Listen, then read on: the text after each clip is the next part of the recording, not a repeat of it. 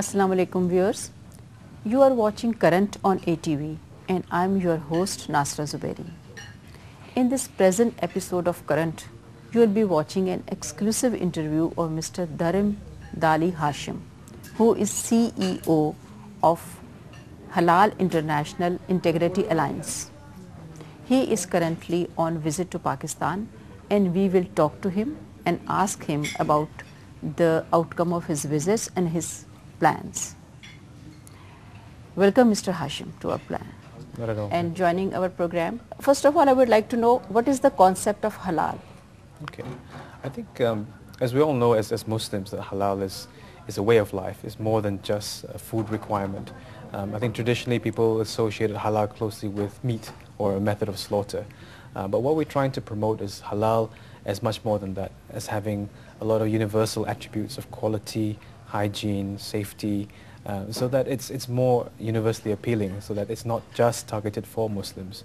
And this also has an opportunity for us to portray Islam in a better light. If we associate good and positive values with halal, especially in the non-Muslim countries, then the non-Muslims will perceive halal and equate it with positive values. When we talk about halal, for most of the people it's about only the food products. How you are going to create the awareness among the consumers that this is not just about food products, it's about the other products as well? I think this process takes an evolution. I mean, certainly it will not happen overnight. I think over time, through constant awareness campaigns and even more sort of focused workshops, that this message will be spread. Unfortunately, what happens a lot of times is it takes a scandal for such bad news to be spread so quickly, as we found that a lot of non-halal ingredients are finding their way into food which previously was intrinsically halal. If you take the case of ice cream, something as innocent as ice cream, we thought there's no way that could it not be halal. But a lot of gelatin is involved in the processing of ice cream and other dairy products. And the bulk of gelatin produced globally is actually derived from pig bones. So again, the adulteration, and in fact it's the food technology has taken over to slowly creep in non-halal elements into food that was previously halal and had no questions about it. So it takes a bit of education, but I think over time then the awareness will spread. Would you like to specify the range of products which come under the umbrella of halal? Right now, of course, there's the food sector, and it encompasses all types of food, not just meat. Dairy, confectionery, dried goods, and basically anything that is packaged or processed.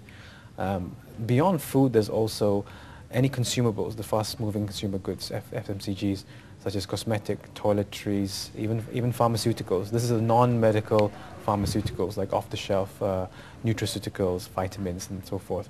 So anything that we ingest, we put in our body, put on our body, come into very close contact with, we should have a certain awareness about its halal status. Whether are we putting najis on ourselves, are we putting it into our body? And so this is what I mean by extending the realm of halal products beyond just food. Sometimes it's hard to understand about some specific products, that how they could be halal or not halal. That's right. Yeah. Right, halal water. So how would you justify it?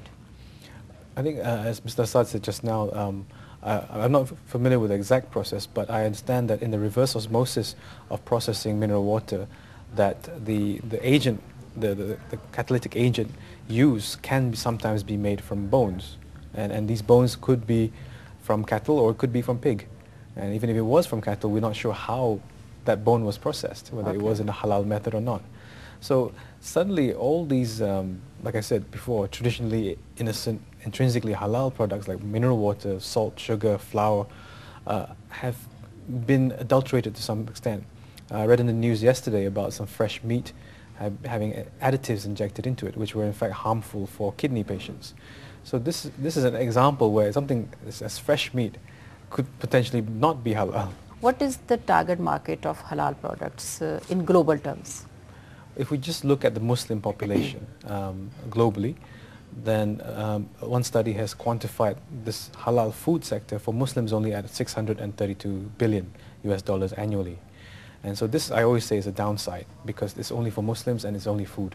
So once you incorporate all the other products and also going across to non-Muslims, then we're talking about trillions.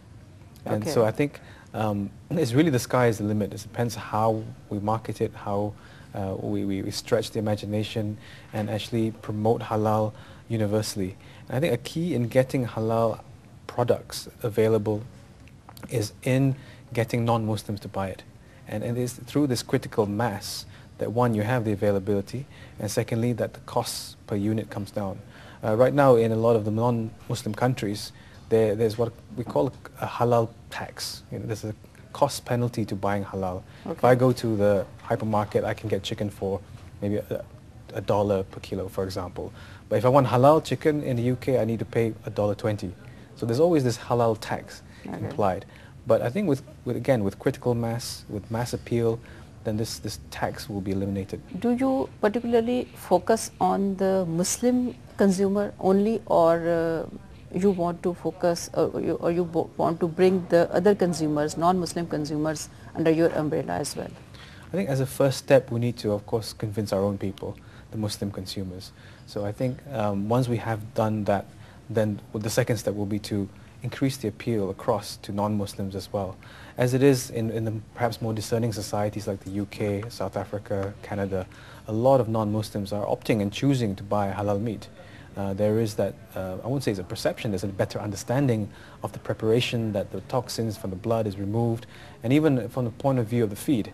An interesting case is in Canada, when they had the mad cow disease, a lot of Canadians flocked to the halal butchers because they knew that the halal meat were vegetarian-fed animals. Okay. And so there's a potential there as well? There is, certainly, yes. Okay. So when we talk about a $1 trillion market size, so we are talking about the Muslim consumers only? I think that would be the downside, yes. I mean, it would be food and all the non-food consumables for the Muslim market.